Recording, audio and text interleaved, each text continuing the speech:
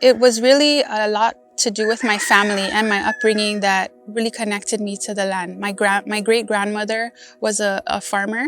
She farmed throughout the war. She farmed to feed the Japanese. She farmed to feed the family.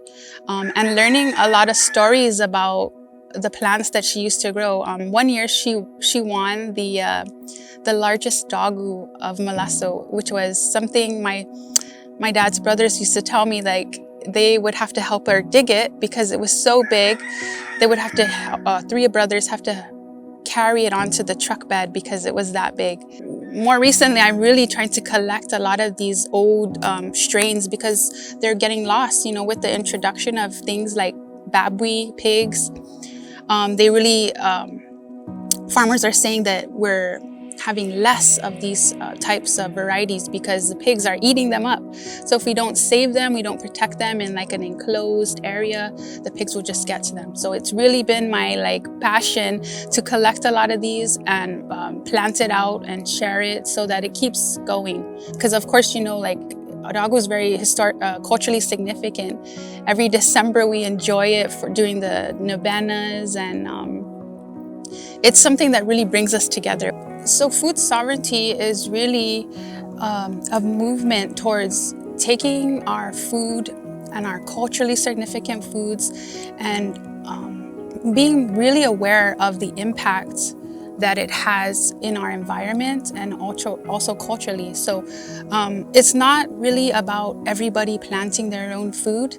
It's about maybe supporting your local farmers. It's about supporting farmers that use natural and organic methods to farming, so that because we're also having reverence to the land and making sure that we're taking care of the land while we're also farming. And so we're also building our food security, we're building our food sovereignty by supporting farmers, by taking care of our resources and making sure that places like our water aquifer and like Ugam rivers and Finna Lake, those should not be privatized. It's also about protecting these areas that provide our security and build our sovereignty. And so making sure that those areas, our water sources, especially our resources, our land, are free from privatization, are free from chemicals, are free from contamination. A lot of what we grow here are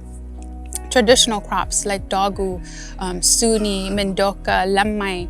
I think those are a lot of the indigenous diets we're talking about.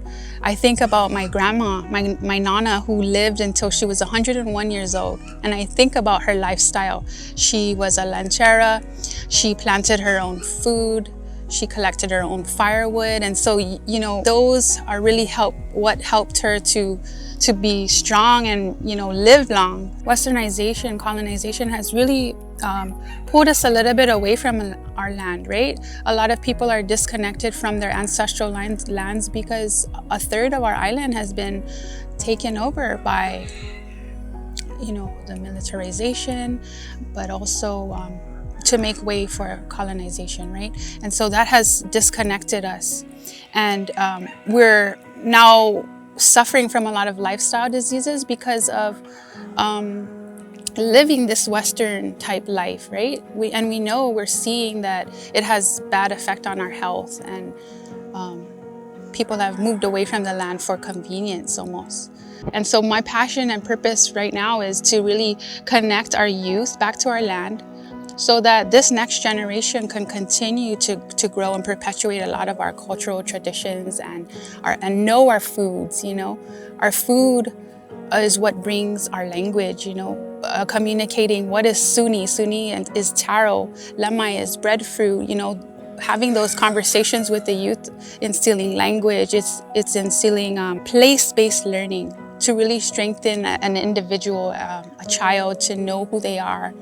I'm a mother of four. I make sure that we are when we're out in the farm or we're gardening together, they're very much a part of the process all the way through, from planting the seed all the way to harvesting. And I realized that with my kids, the more a lot of kids don't like vegetables, right? That's the reality. But if you involve them in the process, they're more willing to consume all of these healthy foods and traditional foods once they're a part of the process. So making goli hagon suni with them, they're more inclined to try it, right?